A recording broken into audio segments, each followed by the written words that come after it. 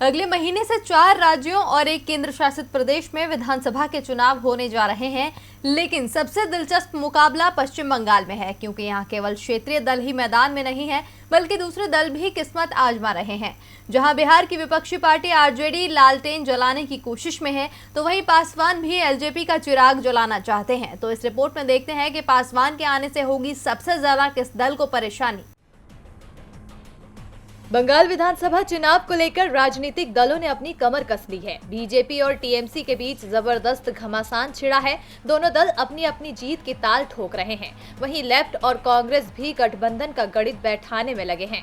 अब एलजेपी भी अपनी किस्मत आजमाने आ रही है। लोक जनशक्ति पार्टी के अध्यक्ष चिराग पासवान ने ये ऐलान कर दिया है कि उनकी पार्टी भी पश्चिम बंगाल चुनाव में अपने उम्मीदवार उतारेगी।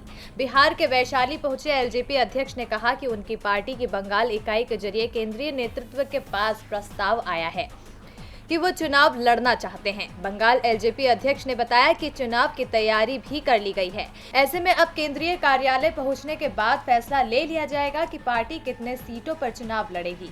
अब बंगाल में एलजेपी ने चुनाव में उतरने का फैसला तो ले लिया है, लेकिन उसकी एंट्री से सबसे ज्यादा परेशानी बीजेपी को बढ़ सकती है।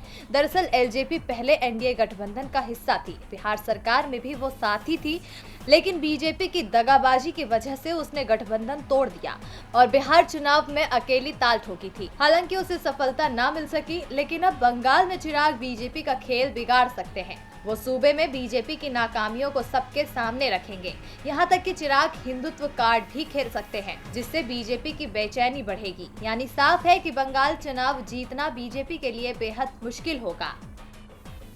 डीबी लाइव की रिपोर्ट।